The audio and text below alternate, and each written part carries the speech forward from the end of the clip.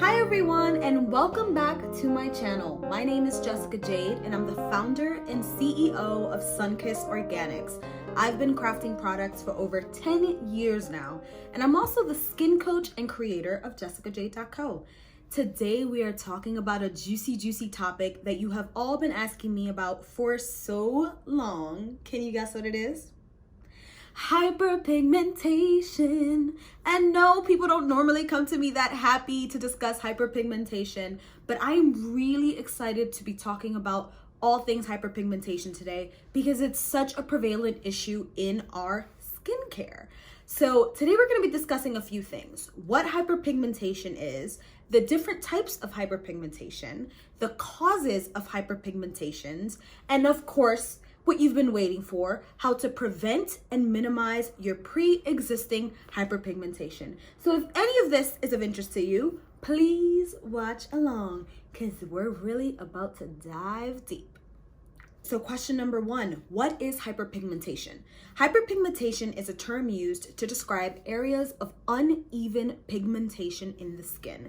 It's caused by an increase in melanin, and for those who don't know, melanin is the natural pigment that gives our skin, hair, and eyes its color. Now, hyperpigmentation can appear as darkened patches or spots on the skin that may make the skin look uneven in pigment, which makes sense, right?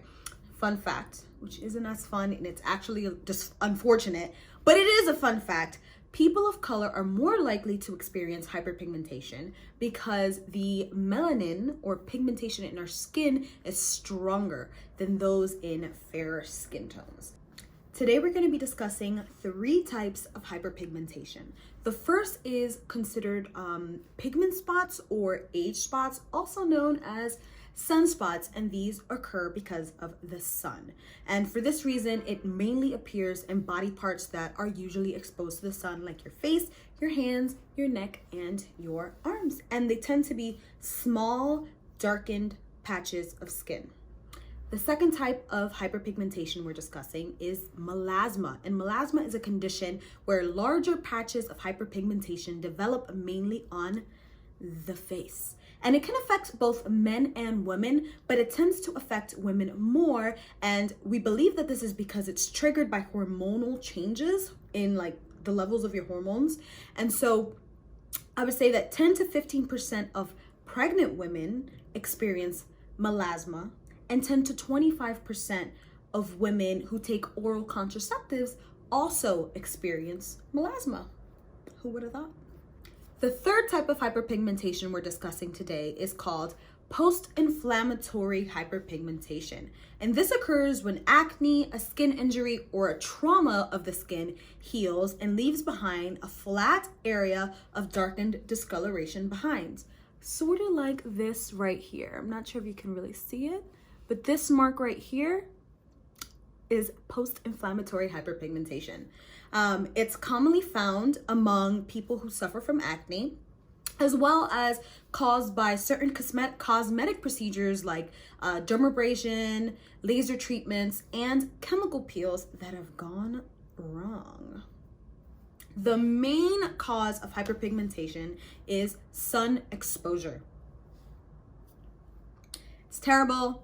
Breaks my heart because I love being in the sun, but sun exposure is the #1 cause of hyperpigmentation because the sunlight triggers the production of melanin in the first place. Melanin acts as your skin's natural sunscreen by protecting you from harmful UV rays. And that's the reason why people tan in the sun, because their skin gets darker. But excessive sun exposure can cause a disruption in the process of melanin production, leading to hyperpigmentation. Hormonal influences is the main cause of a specific kind of hyperpigmentation known as melasma. It's particularly common among women, and it's thought to occur when your female sex hormones, estrogen and progesterone, stimulate an overproduction of melanin in the skin when you are exposed to the sun. Again, the sun. Another factor in hyperpigmentation can be your age, unfortunately. This is because the number of cells producing melanin reduce as you get older, but the remaining cells that produce melanin increase in size and distribution, becoming hyper-focused, which is what causes those like dark spots on your hand and your face and on your neck and sometimes even your chest area. Another cause of hyperpigmentation, specifically referring to post-inflammatory hyperpigmentation, is due to a skin injury or an inflammation such as a cut, a burn, or a chemical exposure. Even eczema or psoriasis can actually cause this form of hyperpigmentation. And the scar that I mentioned earlier, I got this type of hyperpigmentation because I was at a gun range having fun and just shooting guns, and a shell fell behind my protective eye gear and landed right on my cheek. It was there for like a second, but it was there long enough to burn my skin. The skin peeled, and here we are. It's healing pretty well, and you're gonna find out why very soon when I give you all of my tips.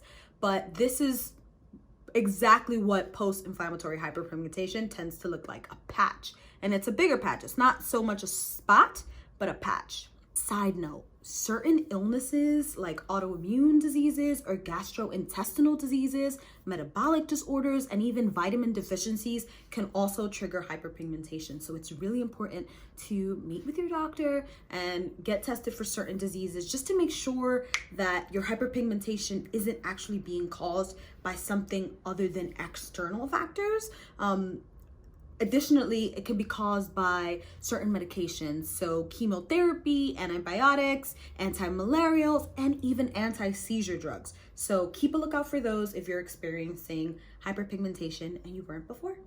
Okay, so we've gotten to the portion of the video that you've all been waiting for. The how do I prevent hyperpigmentation? How do I reduce my hyperpigmentation and dark spots? What do I need to do to make this stuff go away?